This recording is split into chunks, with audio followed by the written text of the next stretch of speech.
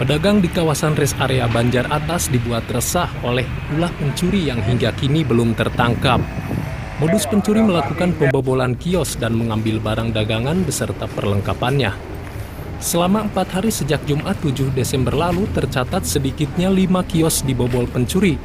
Meski kerap melakukan aksinya di malam dan siang hari, pelaku dinilai lihai dan selalu lolos melarikan diri ke hutan Gunung Babakan yang letaknya persis di belakang kawasan res area ini.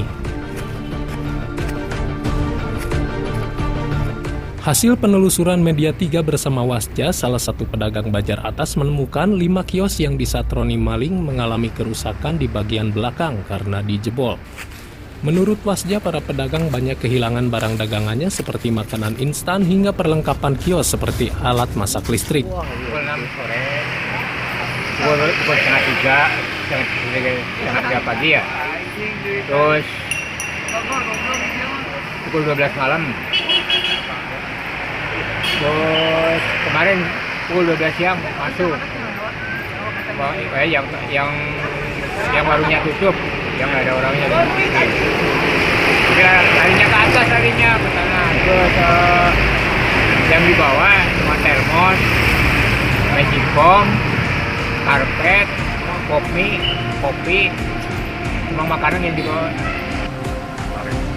Ciri-ciri orangnya gimana Pak?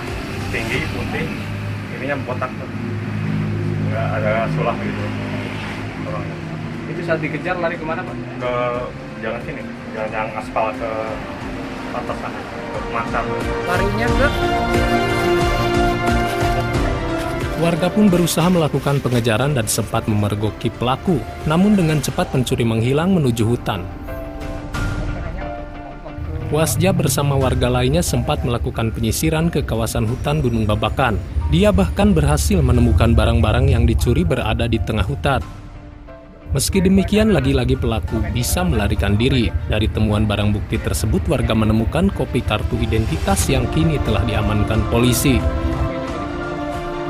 Dari informasi yang dihimpun para saksi-saksi, pelaku diketahui memiliki kulit putih dan berperawakan tinggi.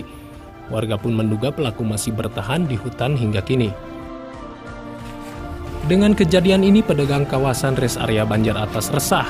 Mereka khawatir dengan keamanan dan aksi nekat pencuri yang sulit ditangkap. Setelah melapor ke polisi, kini warga dan polisi setiap malam melakukan patroli dan pengawasan ketat di lingkungan res area ini, termasuk pengawasan di siang hari karena terbukti sang pencuri tak segan beraksi di waktu siang. Para pedagang berharap pelaku dapat segera ditangkap karena telah meresahkan mereka selama hampir sepekan. Adapun kerugian yang dialami 5 pedagang yang menjadi korban ditaksir jutaan rupiah. Kasus ini kini ditangani Polsek Purwoharja Banjar dan pelaku masih dalam pengejaran. Dari Banjar, Jawa Barat, Media 3 melaporkan.